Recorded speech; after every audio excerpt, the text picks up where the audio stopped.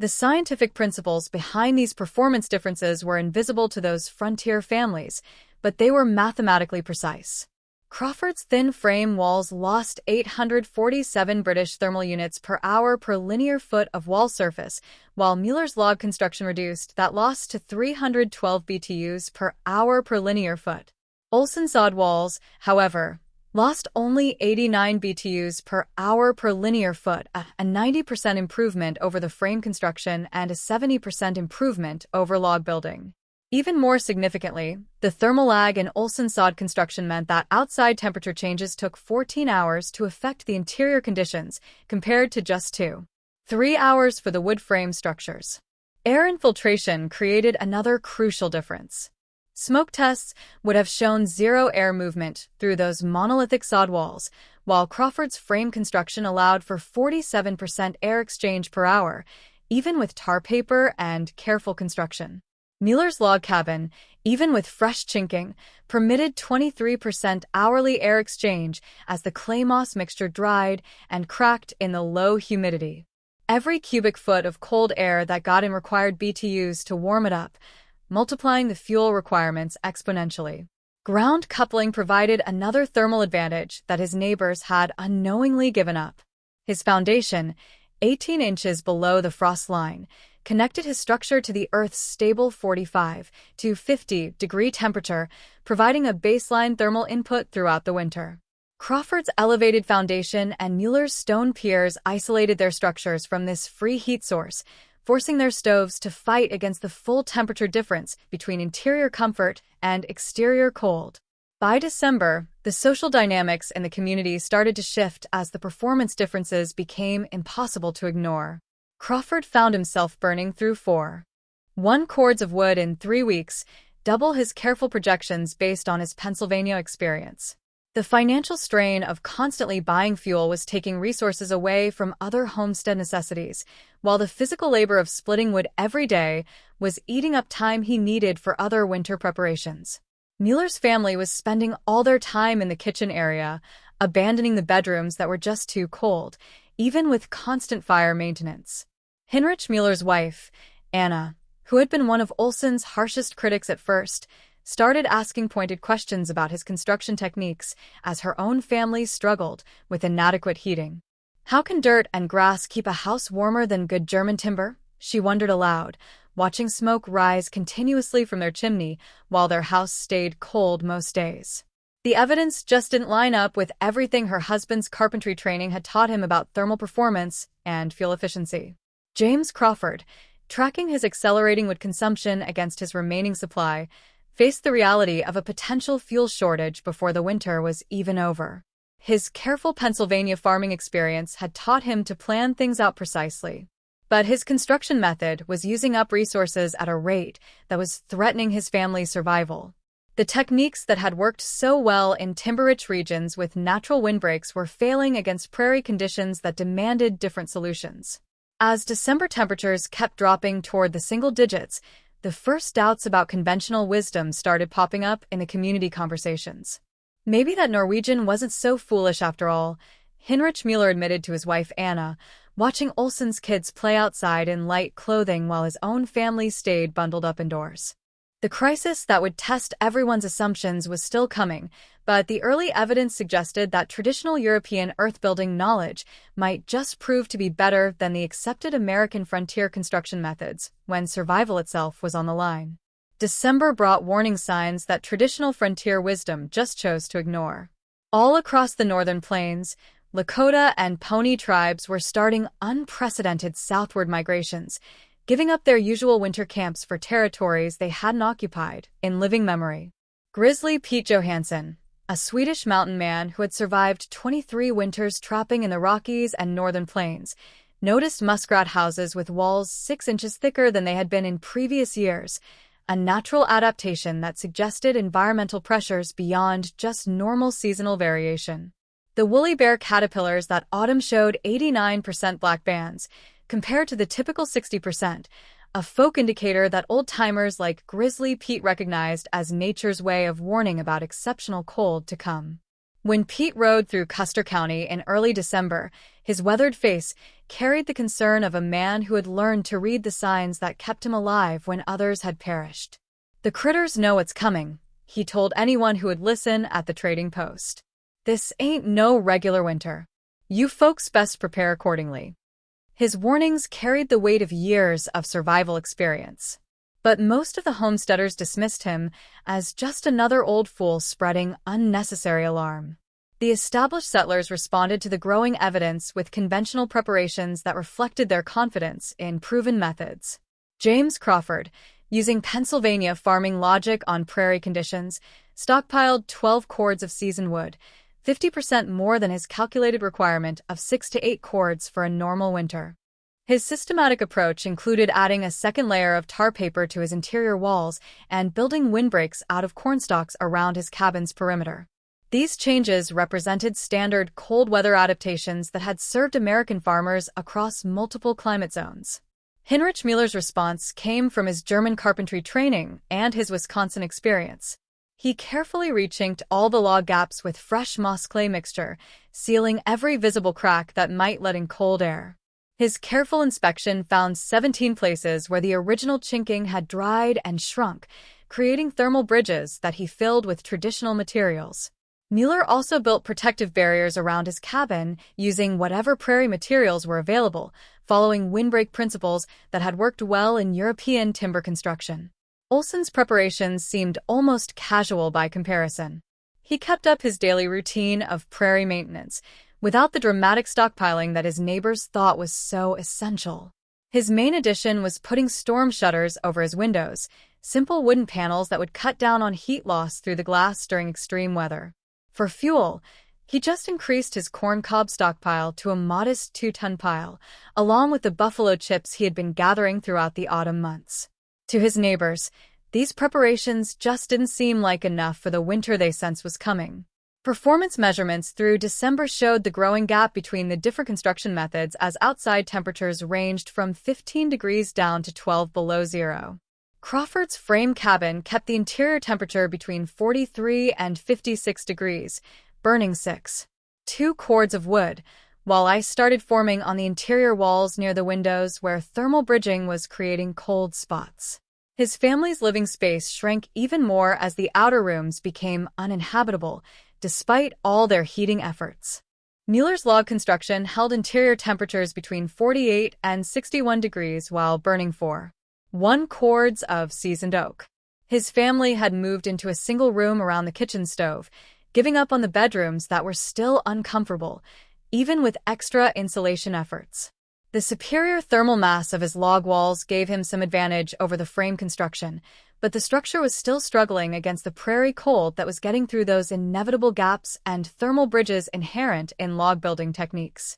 The thermal physics that were driving these performance differences became even more noticeable as temperatures dropped. Crawford's frame construction kept losing 847 BTUs per hour per linear foot of wall. His thin thermal barrier let outside temperature changes affect the inside conditions within 2-3 hours. Müller's logs reduced heat loss to 312 BTUs per hour per linear foot, but air infiltration through the dried chinking still caused significant thermal losses, forcing them to burn fuel constantly just to stay minimally comfortable. Olson's sod house performance stayed remarkably stable throughout December's temperature swings. His interior stayed between 64 and 71 degrees, while he burned the equivalent of only 2 cords of wood, mainly corn cobs and buffalo chips that didn't cost anything and were easy to find on the prairie. All the rooms stayed comfortably occupied, letting his family keep up their normal winter activities, while his neighbors were spending more and more time huddled around the stoves in a single heated space. The scientific explanation was in the thermal mass physics that those pioneer builders understood in their gut, even if they didn't know the math. Olson's 43,200 pounds of compressed earth stored heat equal to 847,000 BTUs, releasing that thermal energy slowly over 14-hour cycles that kept the interior temperature stable, even when the outside temperature was fluctuating by 30 degrees or more in a single day. His foundation coupling with the earth temperature 18 inches below the frost line provided a baseline thermal input of 42 degrees, reducing the total heating load that his structure needed. Grizzly Pete's predictions gained credibility as December weather patterns confirmed his observations of nature. Railroad weather stations across the northern plains reported unprecedented atmospheric pressure readings and temperature gradients that meteorologists would later recognize as signs of an Arctic air mass building across western Canada.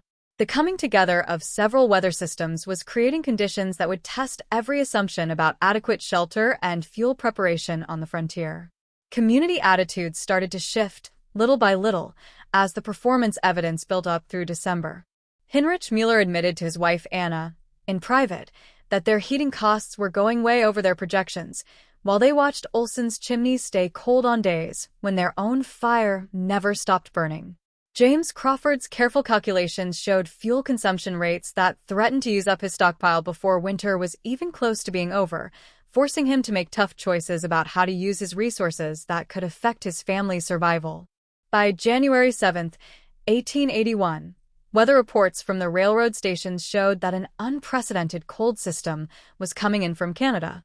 The thermal performance differences that had seemed just a little inconvenient during December's moderate cold were about to become matters of life and death as the most severe winter in the recorded history of the Great Plains got ready to test every construction method, every fuel supply, and every assumption about how to survive on the American frontier.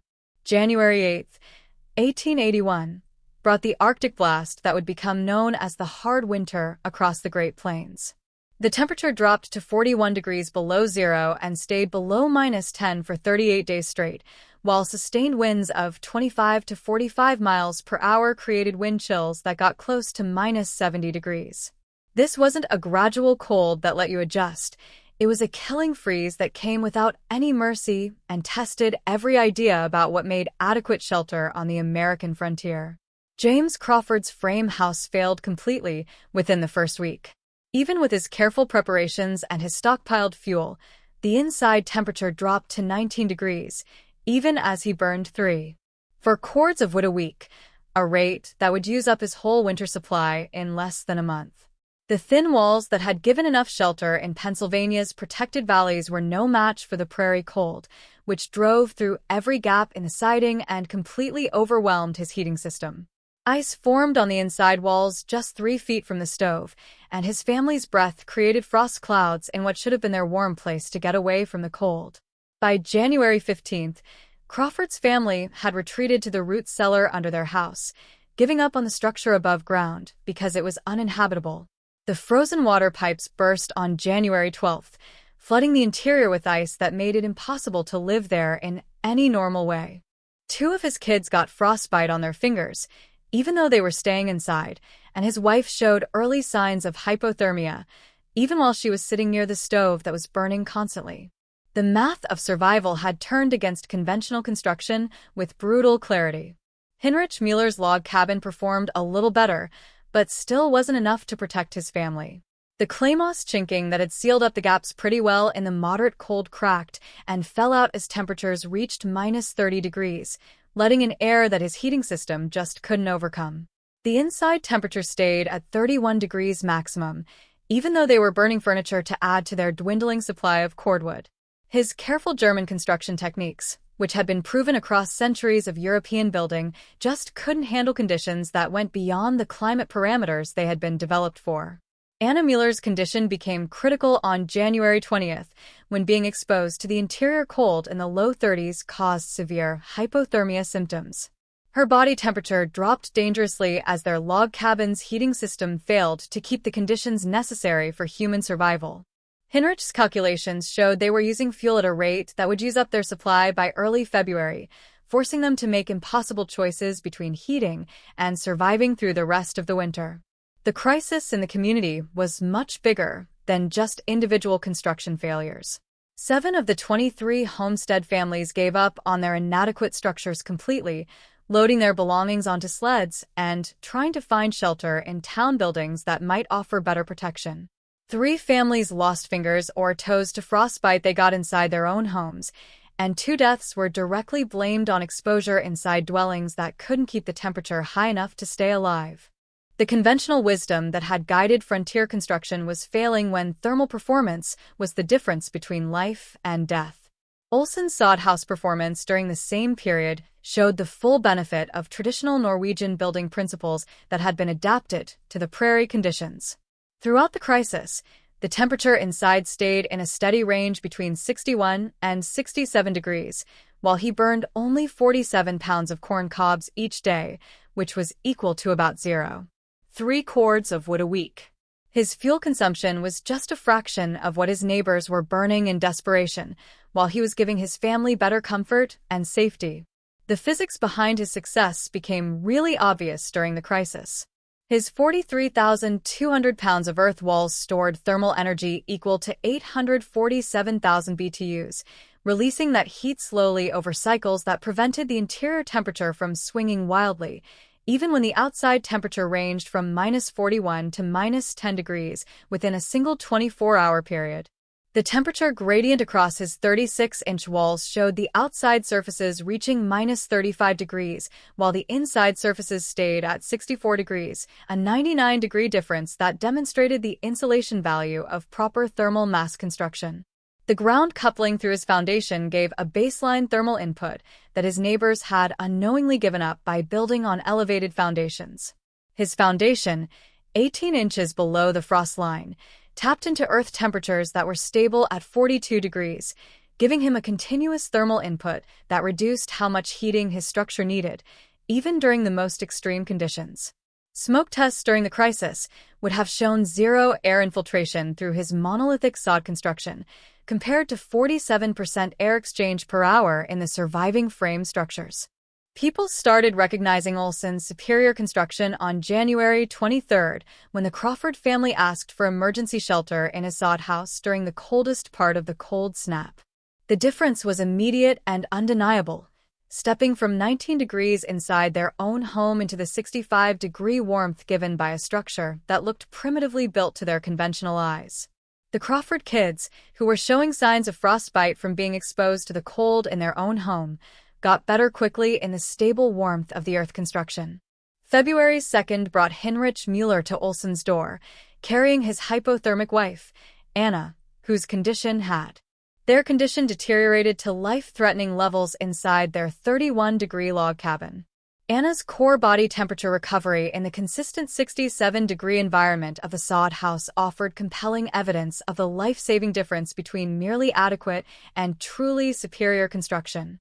Heinrich Müller's pride in German engineering ran headfirst into the realization that centuries of European building knowledge had failed where traditional Norwegian earth techniques had flourished.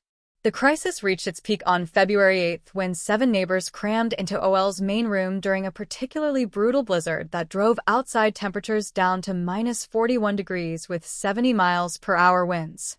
The 16 by 20-foot structure comfortably accommodated everyone while maintaining interior temperatures in the mid-60s, demonstrating that proper thermal mass construction provided not only individual family survival, but also a community refuge during extreme weather. The contrast between construction methods became a matter of documented survival statistics. Families in frame construction suffered a staggering 93% casualty rate from cold-related injuries, while families in log homes experienced a 67% casualty rate. OL's family, and those who sought shelter in a sod house, experienced 0 cold-related injuries throughout the crisis period, which lasted until February 16 when the deadly cold finally broke, revealing the full extent of conventional construction's failure against conditions that tested the fundamental principles of shelter and survival on the American frontier. February 16, 1881, marked the end of the deadly cold spell, and with it came a harsh accounting of survival and failure across Custer County. The damage assessment revealed that 67% of frame and log buildings had suffered structural damage, frozen pipes, or required major repairs that would consume precious resources throughout the remaining winter months. Heinrich Müller's log cabin needed a complete overhaul after the clay moss mixture had cracked and fallen out during the extreme cold. James Crawford, meanwhile, faced rebuilding sections of his frame structure where ice damage had compromised the integrity of the walls and foundation. The human cost proved even more sobering. 11 cases of serious frostbite required medical treatment, straining the limited resources of Frontier Healthcare, while 14 families needed ongoing care for cold-related injuries suffered inside their own homes. The 2 deaths attributed to exposure within inadequate dwellings served as stark reminders that conventional construction methods had failed their most fundamental purpose, preserving human life during environmental extremes. A fuel consumption analysis revealed the economic dimension of the crisis. The average homestead family had burned 23 7/10 cords of wood during the 6-week emergency, depleting their winter fuel supplies and forcing them to resort to desperate measures, including burning furniture, fencing, and even structural timbers to maintain minimal heating. The Crawford family had consumed their entire 12-cord stockpile plus additional materials equivalent to 11 7/10 cords, leaving them without heating fuel for the remainder of the winter. Mueller's consumption of 19 2/10 cords left his family facing similar shortages, with months of cold weather still ahead. Olson's family emerged from the crisis with 0 injuries, minimal expense, and their house structurally undamaged. Their fuel consumption during the same period totaled materials equivalent to 4 2/10 cords, an 82% reduction compared to their neighbors' desperate burning. The corn cobs and buffalo chips that had sustained them cost nothing and remained abundant on the prairie, providing fuel security that wood-dependent families had lost entirely. The thermal performance of 36-inch sod walls had proven itself under the most extreme conditions the Great Plains could deliver. Spring brought formal recognition of OL's construction methods from unexpected sources. The county agricultural extension agent, tasked with documenting homestead survival rates and construction effectiveness, recorded detailed measurements and performance data that validated traditional Norwegian building techniques. His 1883 annual report would officially document the thermal performance advantages of earth construction, noting R43. 2 effective insulation compared to R7. 3 for log construction and R4. 1 for frame building methods. 12 families requested formal instruction from OL during the spring building season, seeking to learn techniques that had demonstrated clear survival advantages. Lars Andersen, a recent Norwegian immigrant who had witnessed the winter crisis from town, became OL's first systematic student in traditional sod construction. Andersen's successful implementation of learned techniques created the first documented case of knowledge transfer, establishing methods that would spread throughout the Nebraska sandhills over the following decades. The construction changes that emerged from the winter's lessons represented a compromise between proven methods and conventional American building practices. New homesteaders began adopting 18 to 24-inch sod walls as standard construction. Thinner than the 36-inch specification, but significantly better than the 6-inch wooden barriers that had failed so catastrophically. This hybrid approach acknowledged the thermal advantages of earth construction while accommodating American preferences for wood frame finishing and conventional interior layouts. Regional documentation showed that sod house techniques spread throughout Nebraska's Sandhills region, with county records indicating adoption in 47 counties by 1885. The method's success rate became measurable through homestead retention statistics. Families using earth construction techniques showed an impressive 89% retention rate on their land claims versus only 34% for families using conventional frame construction. The economic advantage of reduced fuel requirements allowed sod house families to invest in livestock and equipment rather than constantly purchasing wood, creating a level of prosperity that enhanced their long-term survival prospects. The broader legacy extended beyond immediate survival advantages to fundamental changes in frontier building philosophy. Earth construction families demonstrated that traditional European techniques could be successfully adapted to American Great Plains conditions, challenging assumptions about architectural progress that favored wood frame methods regardless of regional climate demands. The principle that thermal mass, ground coupling, and air sealing mattered more than insulation thickness alone would eventually be rediscovered by modern building science, decades later. Economic impact measurements revealed the full scope of traditional knowledge advantages. Reduced fuel requirements for heating cut winter expenses by an average of 67% compared to conventional construction, freeing up capital for agricultural investment and homestead development. Families that might have failed economically due to heating costs survived and prospered, creating the foundation for successful agricultural communities throughout the region. Modern vindication of OL's principles came through University of Nebraska engineering studies conducted in 1979, which confirmed the R40+ thermal performance of 36-inch sod walls using contemporary testing methods. Contemporary earth building movements, including rammed earth and compressed earth block construction, follow identical thermal principles that OL understood through traditional knowledge rather than scientific calculation. Passive house construction standards seek to achieve the same thermal performance that sod houses provided naturally through thermal mass, ground coupling, and superior air sealing. Energy efficiency comparisons showed that modern homes achieving equivalent thermal performance to traditional sod houses use 73% less energy than code minimum construction, validating the principles that frontier builders had discovered out of sheer necessity for survival. The building techniques OL demonstrated didn't become obsolete with changing times. They evolved into modern earth-building methods that achieve superior performance through scientific understanding of traditional principles. The documented numbers told the complete story of traditional knowledge vindicated by crisis. 2,847 sod houses were built in Nebraska between 1881 and 1890, with an average fuel savings of 67% over conventional construction lifetimes. Family retention rates of 89% for sod house homesteaders versus 34% overall demonstrated that superior construction methods directly influenced frontier success and survival. Olson's sod house served his family for 23 years until prosperity allowed them to switch to frame construction. But the technique he had validated through survival continued to evolve. Modern earth building achieves the same thermal performance through a scientific understanding of the principles OL knew from traditional knowledge and hard-won experience. The fool's construction that neighbors had mocked proved to be precisely calibrated for conditions that overwhelmed conventional wisdom, establishing that sometimes traditional knowledge tested by generations of survival understands problems better than contemporary assumptions about progress and efficiency. Custer County, Nebraska, 1880. While every homesteader was hustling to finish their 6-inch log cabins before winter clamped down, Olson, that Norwegian immigrant, was still out there cutting prairie sod well into late September.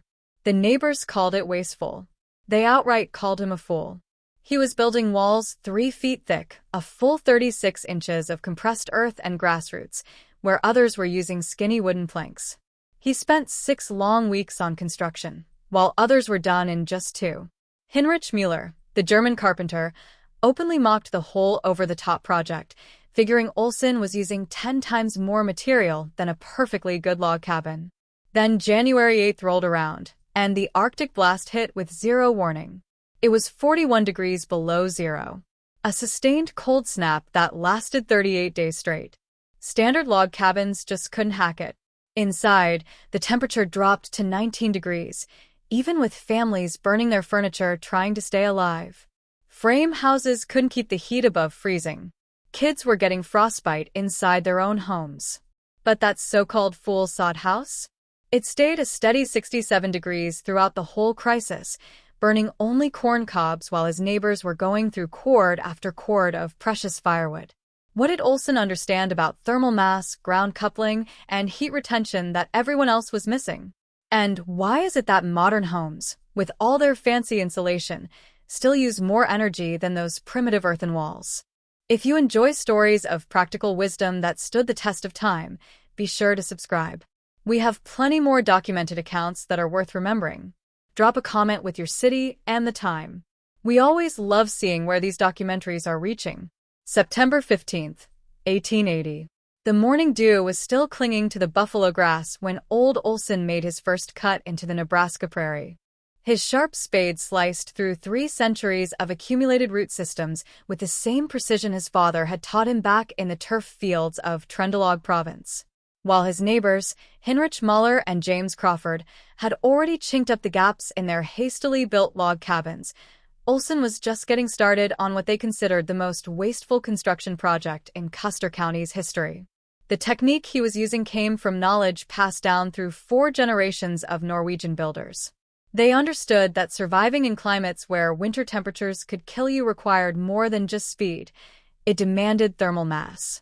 Each strip of sod he cut measured exactly 24 inches long, 12 inches wide, and 4 inches thick, dimensions his grandfather had perfected for structures that needed to store and release heat during those long Arctic nights. The timing was just as important as the measurements. The morning dew made the sod strips cohesive enough to handle without them crumbling, but also dry enough to stack without creating a muddy mess.